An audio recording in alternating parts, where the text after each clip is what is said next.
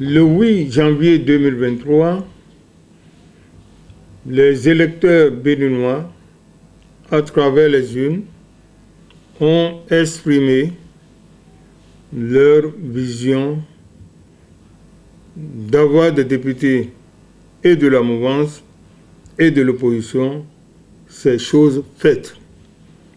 Nous saluons tout le peuple béninois, surtout pour le caractère inclusif de ces élections. Nous tenons à remercier le président de la République, chef de l'État, chef du gouvernement, tous les organismes impliqués dans ce processus électoral.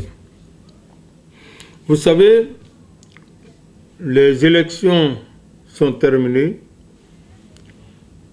La question que nous nous posons et que tout le peuple béninois se pose aujourd'hui est de savoir qu'est-ce que nous allons attendre des députés de la 9e législature. Sur ce point, je voudrais d'ores et déjà rafraîchir les mémoires aux différents partis qui vont à l'Assemblée nationale qu'à travers les médias, à travers la campagne électorale sur le terrain, ils ont présenté des projets de société à tout le peuple béninois, que ces projets ne soient pas des projets électoraux, étant donné que le peuple a validé leur choix tenant compte de leurs projets de société. Ces honorables députés, ils doivent déjà mettre en commun toutes ces actions-là.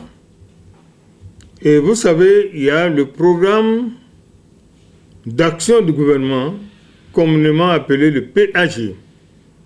Le PAG étant là, pour que ces députés fassent un très bon boulot, ils vont s'asseoir, et mouvance et opposition, et projets de société présentés par-ci, par-là, sur toute l'étendue du territoire national, mettre le PAG sur la table et voir les amendements qu'il faut apporter. Les amendements doivent tenir compte aussi des moyens, parce que c'est l'État qui apporte les moyens, qui regroupe les moyens pour faire asseoir les projets. Ceci étant dit,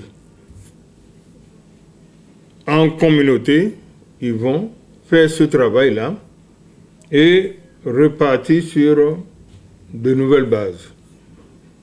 Qu'est-ce à dire?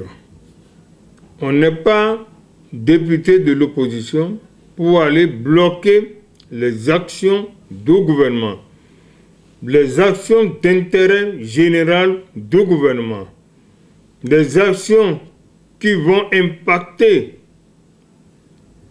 toute l'étendue du territoire national. On n'est pas député de l'opposition pour aller bloquer ces projets tant applaudis par le peuple aujourd'hui. Donc, ce travail, c'est un travail de synergie en fait. Chacun doit oublier son ego et mettre l'intérêt général dans le Congolo et travailler. Ils doivent oublier maintenant leur veste de mouvanciers, d'opposants et faire un travail propre pour la nation béninoise.